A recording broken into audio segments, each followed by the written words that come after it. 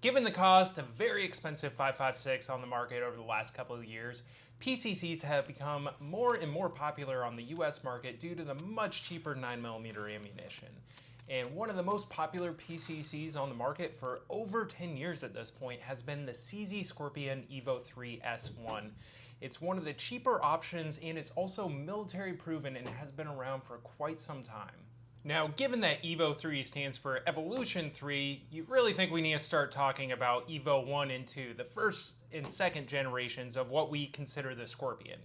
Now, the important part for the Evo 3 is it's actually not related to the earlier Scorpions at all as far as mechanics go and its actual design philosophy. So the first generation of CZ Scorpion was a VZ61 back during the height of the Cold War, and while it was considered a submachine gun, it was really more of a PDW because it was incredibly compact, a very small 32 ACP generally, although they also made 380 and 9mm Makarov. But in any case, it was a PDW that was incredibly small and very easily carried by crewmen for tanks or airmen, stuff like that. So it's going to be serving in that MP5K style of role. Now, the Evo 2 comes in with the 1990s when the Czechs were looking for an updated version of a submachine gun. And the first idea that came to their mind was taking that VZ61 and then scaling it up into 9mm NATO.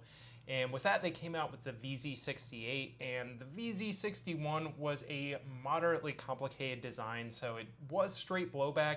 However, it did have a very interesting rate-reducing mechanism built into the grip for the full auto version because it had an incredibly high rate of fire without that mechanism. And it was kind of an older style gun as far as its build. It was stamped steel for the upper receiver and then generally forged and milled steel for the lower receiver. So it was a lot older technology, and by the 1990s, the Czechs thought that they could do better.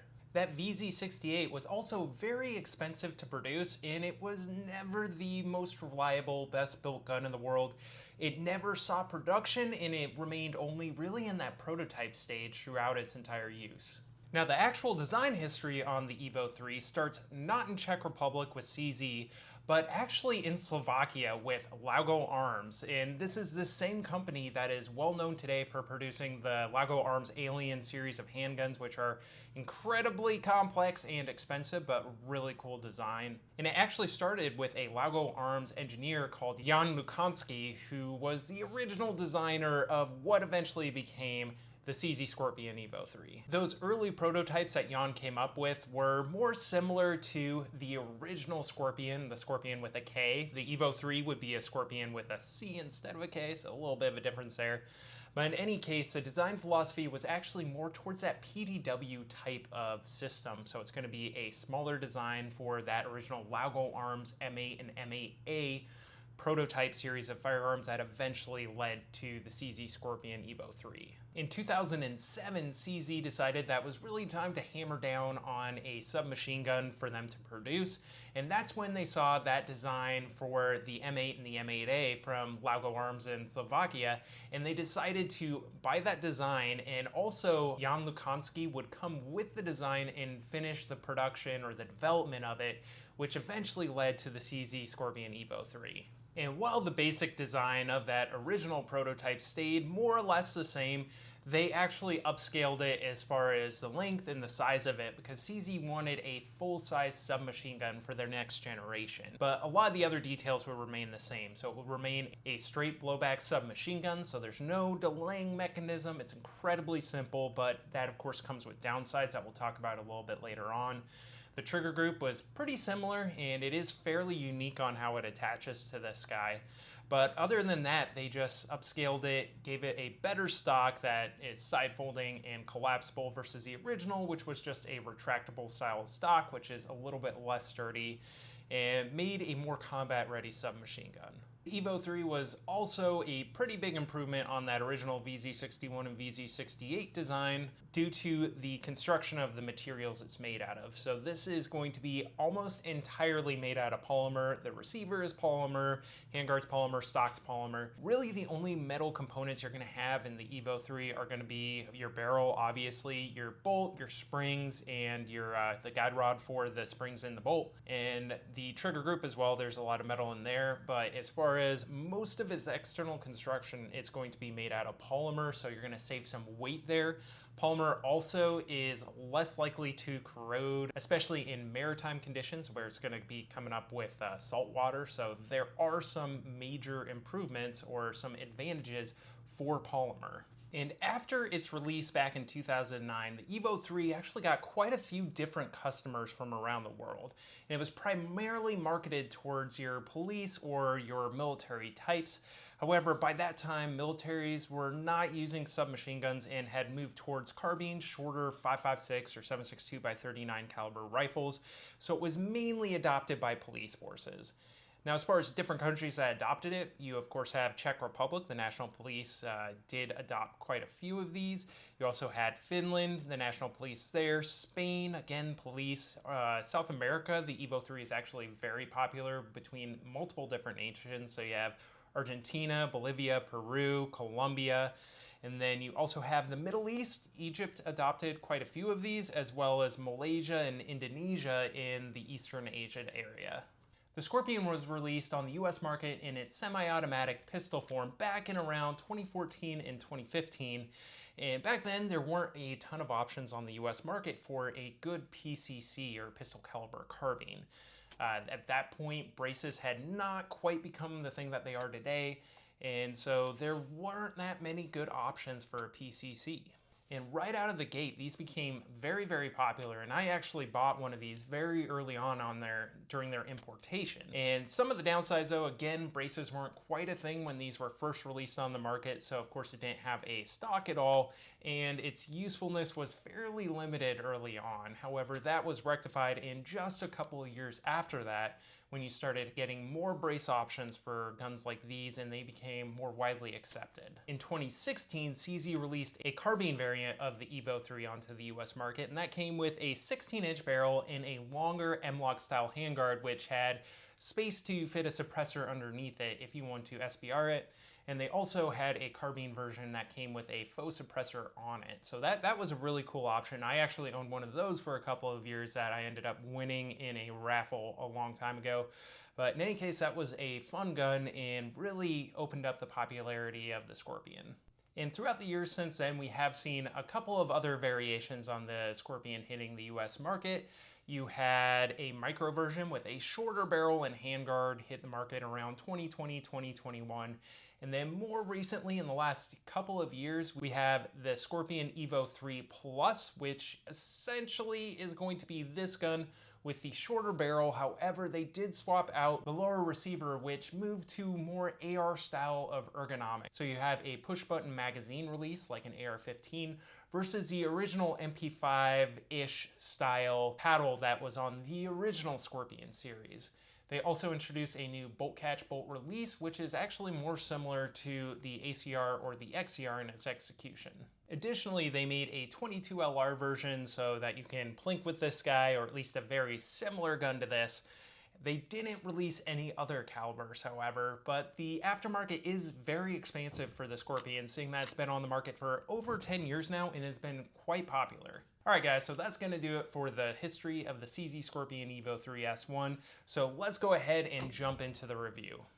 And real quick, I want to give a big shout out to the Echo Valley Training Center in Cape on Hill, West Virginia, where I did the testing for this guns, a bunch of other ones, a bunch of training matches, all sorts of stuff over the years, so please check them out. And then also want to shill for my Patreon, so I did start that up, hopefully to get some more ammo in the future, since that's my biggest recurring cost here. So if you feel like contributing, please do so. First up, we have accuracy, where the Scorpion is going to get a 3. At 25 yards, using 147 grain Lawman ammunition, I was able to get a 5.2 MOA group with the Scorpion, which is not the best I've gotten out of any gun. I will admit this gun does not have the nicest trigger in the world, however, it is combat accurate. Next up is going to be Aftermarket, where the Evo 3 is going to get a full 5, and there are a ton of aftermarket options at this point for the Scorpion, and you can essentially build one of these without a single CZ part if you really want to. Now, as far as different companies making parts, HBI has been in the game a long time with the Scorpion, making different styles of handguards, different lengths, different materials. They have polymer, they have aluminum, whatever you want, M-LOK, they got it. They also make different grips, so you have a PCC style of grip for these guys. You also have different suppressor width options for handguards, so if you want to sink something down into your handguard, you have that option there. They make different selector switches, as well as a selector delete. If you don't want that right side or left side selector getting in your way, you do have that option. They make multiple stocks and brace options for these, so you can swap it out for an AR buffer tube or something similar.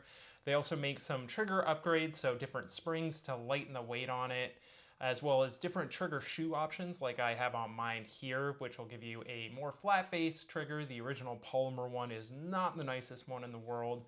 They also make upgraded charging handles for these guys as well. I'm running one of those on mine here, as well as an upgraded mag release that actually has a tab on it like an MP5.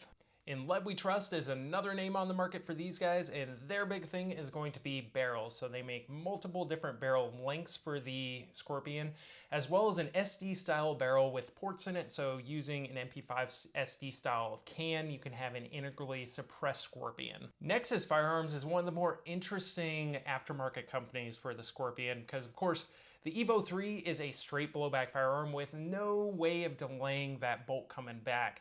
So what Nexus did is they actually came out with an entirely new receiver, which is made out of aluminum, not made out of the polymer that these are generally made out of, that has what I would best describe as a detent delayed blowback system. So there's basically just a couple of detents on the inside of the receiver, which put pressure on the bolt and slow down its opening. So very interesting. It should make this guy a little bit nicer to shoot. They also make other parts for these. They make a new and enhanced bolt for these. They make a stock as well as barrels as well. Ascalon Arms is also in the Scorpion market with a trigger, a charging handle, a new trigger pack, which is something that is definitely nice on these, as well as selector levers. And then Timney also makes a very, very nice replacement trigger for the Scorpion. CZ Custom also makes upgraded trigger packs for these, as well as Parker Mountain Machine makes different sling mounting solutions and options, as well as a selector lever. And then you also have Magpul, of course, being one of the bigger names on the market, that makes the grip I have on this guy here. Very nice replacement for that original CZ grip, which is a bit awkward. They also make upgraded selector levers, as well as their own magazine for the Scorpion. When it comes to durability, I'm going to give the Scorpion Evo 3 a 3.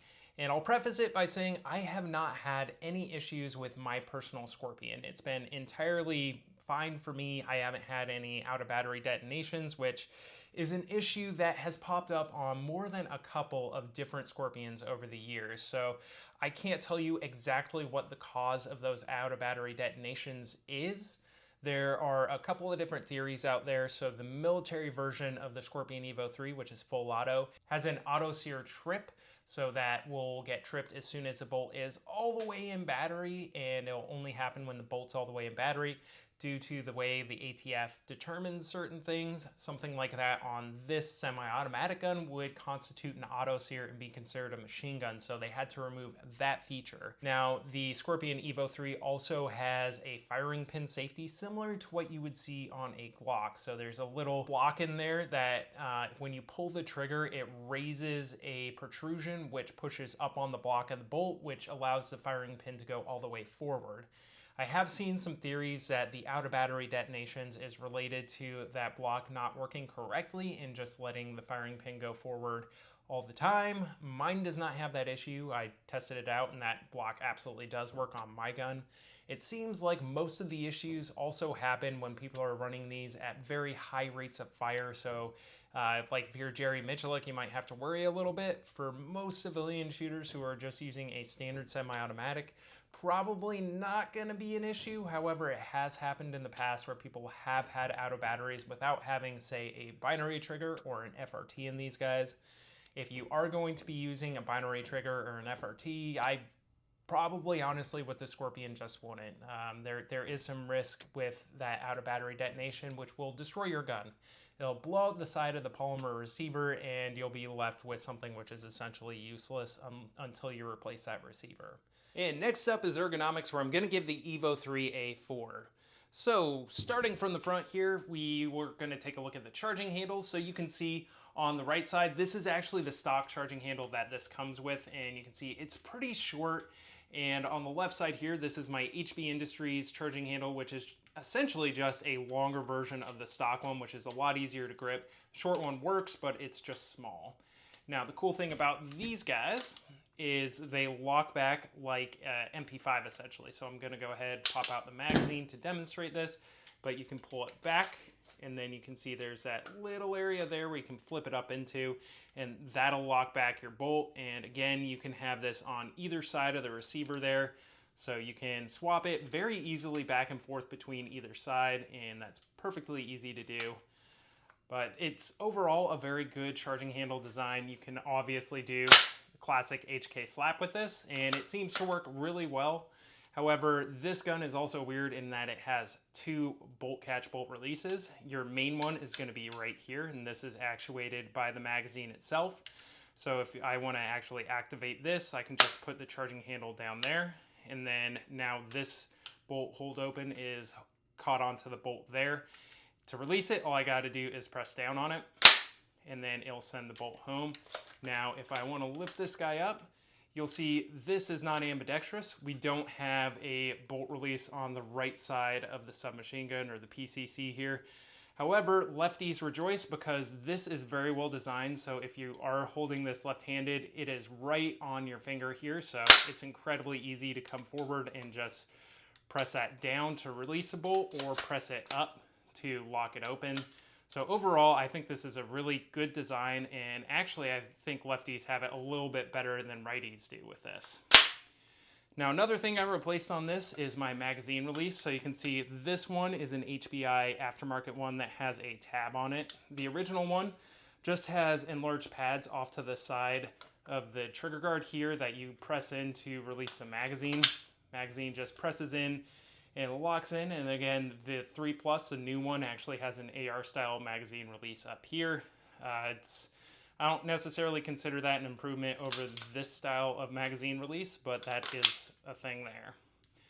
Now, as far as your safety selector goes, that is one area that is pretty contentious on these, because in the fire position here, you can see it is ambidextrous on both sides of the receiver. For righties, especially with the stock grip, this will actually press down onto your knuckle, and it can be very uncomfortable for people who aren't used to it. To get around that, there are a couple of different options. This mag pull grip actually brings your hand down a little bit, so your knuckle isn't getting in the way of that guy. So this makes it a lot more comfortable to use. There are also right side or left side safety deletes, so you can just get rid of one side of the safety selector lever, and then there are also multiple aftermarket options if you just want to get rid of that problem entirely. Now, as far as the trigger goes, there are a couple of different options for trigger shoes on this guy, which is very nice. The original plastic trigger is not the nicest in the world, so that's definitely a big upgrade there. The Scorpion does usually come with iron sights from the factory. The rear sight is an aperture style with 4 different size apertures, and then you have an AR-15 style of just post up front that you can rotate for elevation. The rear sight is adjustable for windage here, so you can get that zeroed. Now, my stock here is going to be the stock Scorpion stock. As you can see, there's this little shiny bit there, and that's important if we go ahead and fold it using the button here. And first of all, this is a very nice mounting system. The button is made out of aluminum. The actual mount to the stock is aluminum, so this thing is very tough, and I don't see this breaking. Now, there are a couple of different ways that companies choose to lock a stock to the side. What CZ decided to go with, if you can see here, there's a metal panel, and that's where the serial number is for this guy. And this shiny bit here is actually a magnet, so this will stick to the side of the receiver there. It's very, very nice. It locks up tight to it. Actually, one of my favorite stock locking mechanisms there, and then you can also adjust it for length of pull as well. And that's all we have for ergonomics. When it comes to magazines, there's currently 3 different generations. And the first generation is going to be this guy here, which is this cool translucent blue material. Now, these are overall fairly good magazines. However, they did have an issue with the feed lips cracking. And you can see on mine, this one is also slightly cracked, particularly right up here. It's tough to see in there, but this one is still operational. However, it does have that crack, so this could fail at any time. Now, they did upgrade to this generation of magazine, which is not only my favorite Scorpion magazine, but my favorite PCC magazine in general. These are incredibly well designed. The feed lips are very tough on these. I've never seen one of these break. They have windows down here so you can get an idea of how many rounds are in the magazine. But the black ones are absolutely fantastic. And then I don't have the 3rd generation of magazine. It's essentially this magazine, but it has a cutout here to work with the 3 Plus magazine release, which is that AR style. However, those magazines will still work in earlier generations of Scorpions that have the paddle style magazine release. Magpul also makes a 35 round, I believe, variant of the Scorpion magazine, which is pretty good from what I've heard, but the stock magazines are generally good enough, so I wouldn't necessarily feel like picking those up.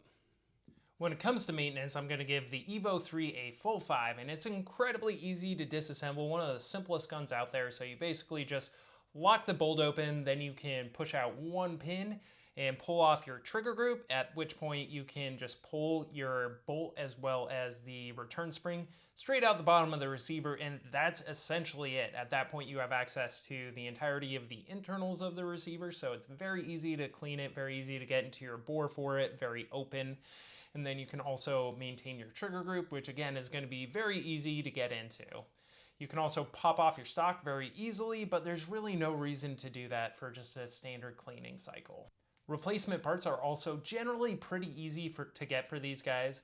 OEM parts can be a bit of a pain just because you're going to be dealing with CZ USA's website, which is kind of a nightmare. But once you figure it out and you can get your parts ordered, they are generally going to be on there.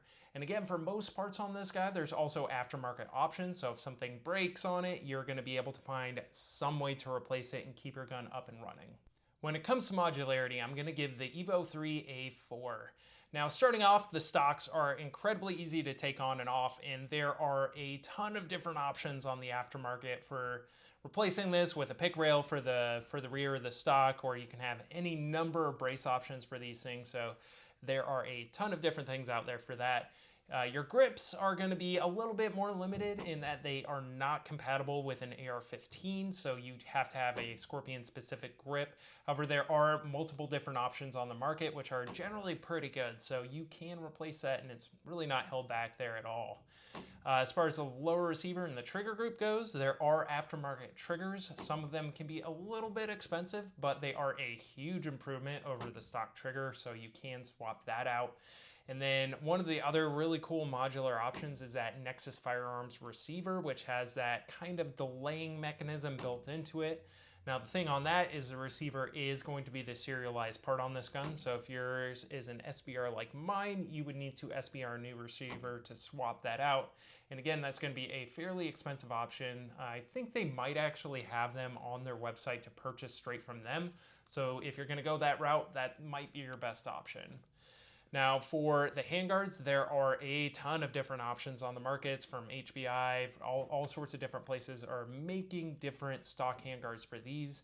As far as changing out the handguard, it can be a bit of a pain because you have to pull your barrel or at least remove the barrel nut to be able to swap out the handguard, and the barrel nuts on these have been known to come from the factory just absolutely drenched in Loctite, so it can be a bit difficult to remove. But once you pop that off, you do have quite a few different handguard options, and then you also have quite a few different charging handle options. And you also have barrel length options. Now, it isn't quick change, which is where I'm going to be dropping off that point. It does take a bit of time and tools to actually swap the barrel on this, but it is doable. So if you want to go to a short barrel, you can do that. In terms of price, I got to give the Scorpion Evo 3 a 5. These come in at generally under $1,000 for the older style ones. The Evo 3 Plus are going to be a little bit more expensive, around $1,000. But the older style ones at the bottom of their pricing, they were going for around $600, so they were incredibly cheap. It can fluctuate a little bit because they are upgrading to the 3 Plus more than this older style one, so it might be a bit difficult to find, but they are still incredibly inexpensive. Next up is shooting characteristics, where I'm going to give the Evo 3 a 3. So starting off with the trigger on this, it is nowhere near my favorite trigger. It is a bit on the heavy side, weighing in at about 8 pounds, 12 ounces, but what really kills it is it's very, very spongy feeling. It has a fair bit of movement and not the cleanest break in the world. So this is a gun that really does well with a replacement trigger. When it comes to the recoil impulse, the Scorpion is not going to do as well as pretty much any of your delayed blowback or other operating system type of PCCs on the market, because this is that straight blowback system. So you do have a very heavy bolt moving back and forth every time you fire the gun. So it's bottoming out on the back of the receiver and transferring all that energy into your shoulder. So these do have a fairly stiff recoil compared to like the MPX, especially the MP5, even the Streetbog SP9A3. This is going to have a more intense recoil. It isn't terrible. It's not going to be throwing you off on every shot, but it is definitely higher than other options. When it comes to suppressing the Scorpion, it actually does fairly well overall. It can be a bit gassy, so of course I ran it with 2 different cans. My Rugged Obsidian 45K is going to be my standard baffled can that's full back pressure, and with that you definitely get a fair amount of gas from it. The bolt is going to be moving a little bit faster too with that, since this is straight blowback, so the recoil on it is going to be a bit more intense, but still not terrible. There are definitely worse ones out there. With my B&T TP9 can, adapted for the 3-lug mount I have on this guy, which is a low back pressure can, this is very pleasant to shoot. And again, you're not going to be getting too much gas to the face. The bolt velocity is also going to be a bit slower and more comfortable to shoot. So overall, it's an okay suppressor host, but there are definitely better options out there. In terms of reliability, I'm going to give the Scorpion Evo 3 a full 5. And again, I've owned 3 different ones over the years. The first one was back in 2015 when they were first released, and there were some slight differences with like the thread pitch on that guy. But one thing that wasn't different was the reliability. With all 3 of the Scorpions I've owned, none of them have ever had any reliability issues, stoppages, anything like that. They're incredibly reliable firearms. Some of that comes to that straight blowback action, which is very simple. There's really just not a whole lot that can go wrong with it. And then having an excellent magazine design also helps in that area. In terms of weight, the Scorpion Evo 3 is going to get a 3, and that's because it weighs in at about 6.1 pounds. So despite being mostly polymer, it is still a bit on the heavier side, not really super heavy, but a lot of that weight is going to be in that straight blowback bolt, which is a chonky girl. It weighs a lot because that's what you need to keep that action closed long enough for it to be safe. And when we go ahead and add up all 10 categories for the CZ Scorpion Evo 3S1, we come out with a score of 40, which puts it pretty high up into the A tier, and this gun really does have a lot going for it. The aftermarket for the Scorpion is absolutely fantastic with a ton of options for it. The price is incredibly hard to beat for other military-proven PCCs on the market. And then it's also very, very reliable with a great magazine design and straight blowback action, which does harm in the recoil area, but is incredibly reliable at the same time. Now on the downsides, the accuracy is not the best PCC that I've had at this point. The durability can also be somewhat questionable with the issues of having out-of-battery detonations with certain aftermarket triggers or when you shoot it Jerry Miculek style. Now there's also the fact that this is a straight blowback, so the recoil is going to be pretty stiff on it compared to pretty much all of your delayed blowback actions out there. And then the weight is going to also be a little bit heavier than some due to that very heavy bolt.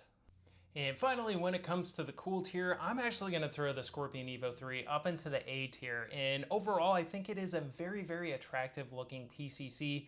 And it's considered one of the space guns because it is very futuristic looking. It does have very nice curves to it and features which make it look absolutely cool. Given the space age looks, the Scorpion has popped up in a ton of different movies over the years. So you have Fast and Furious, Hobbs and Shaw, this was in there prominently. And then you also have Black Widow, they had the Scorpion very prominently featured in there. as well as the newest John Wick movie, Ballerina, the Scorpion pops up in that.